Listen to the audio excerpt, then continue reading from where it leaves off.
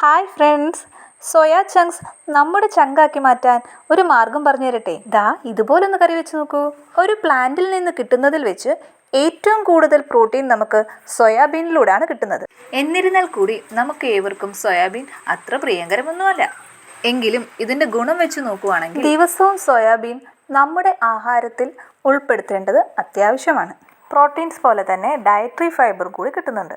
ഇവിടെ 200 gram soya chunks നന്നായി കഴുകി മഞ്ഞൾപ്പൊടിയും ഉപ്പും കൂടെ ചേർത്ത് വേവിച്ച് അരിഞ്ഞെടുത്തതാണ്. കൂടെ ഒരു 15 ചെറിയുള്ളി, ഒരു സവാള ചെറുതായി അരിഞ്ഞത്, ഒരു തക്കാളി, 2 പച്ചമുളക്, ഇഞ്ചി വെളുത്തുള്ളി ചതച്ചത്, കറിവേപ്പില ഇവയെല്ലാം അരിഞ്ഞെടുക്കുക. പാൻ അടുപ്പത്ത് വെച്ച് കടുക് പൊട്ടിച്ചെടുക്കുക.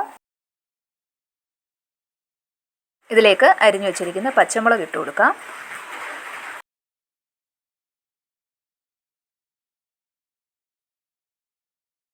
ഇതിലേക്ക് ചതച്ച് വെച്ചിരിക്കുന്ന ഇഞ്ചി വെളുത്തുള്ളിയും കൂടെ ചേർത്ത് കൊടുക്കാം.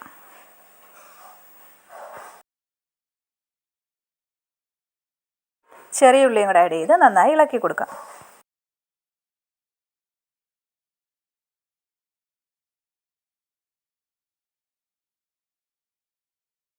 ചെറുതായി ഒന്ന് വഴണ്ട് വരുമ്പോഴത്തേക്ക് നമ്മൾ അരിഞ്ഞു വെച്ചിരിക്കുന്ന സവാളയും കൂടെ നമുക്കിതിൽ ചേർത്തിട്ട് ഇളക്കി യോജിപ്പിച്ച് കൊടുക്കാം.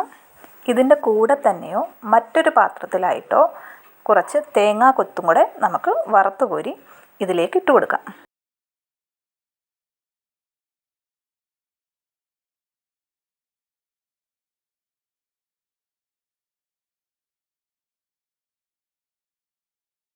ഇനി അരിഞ്ഞു വെച്ചിരിക്കുന്ന തക്കാളിയും കൂടെ ചേർത്ത് കൊടുക്കാം.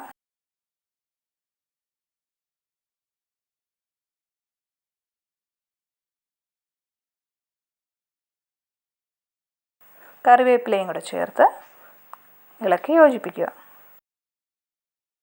ഇതിലേക്ക് പൊടികൾ ചേർത്ത് കൊടുക്കാം. 1 സ്പൂൺ മുളക് പൊടി, 1 സ്പൂൺ മല്ലിപ്പൊടി, 1/2 സ്പൂൺ മഞ്ഞൾപ്പൊടി, 1/2 സ്പൂൺ ഗരം മസാലപ്പൊടി, 1/2 സ്പൂൺ കുരുമുളക് പൊടി ഇവയെല്ലാം കൂടെ ചേർത്ത് നന്നായി ഇളക്കാം. എല്ലാം നന്നായിട്ട് വഴറ്റിയതിന് ശേഷം വേവിച്ച് വെച്ചിരിക്കുന്ന സോയാ ചങ്ക്സും കൂടെ ഇതിലേക്ക് ആഡ് ചെയ്ത് കൊടുക്കുക. നന്നായി ഇളക്കി എല്ലായിടത്തും മസാല പിടിക്കും പോലെ ഇളക്കി കൊടുക്കുക. ആവശ്യത്തിന് ഉപ്പും കൂടെ ചേർത്ത് കൊടുക്കുക.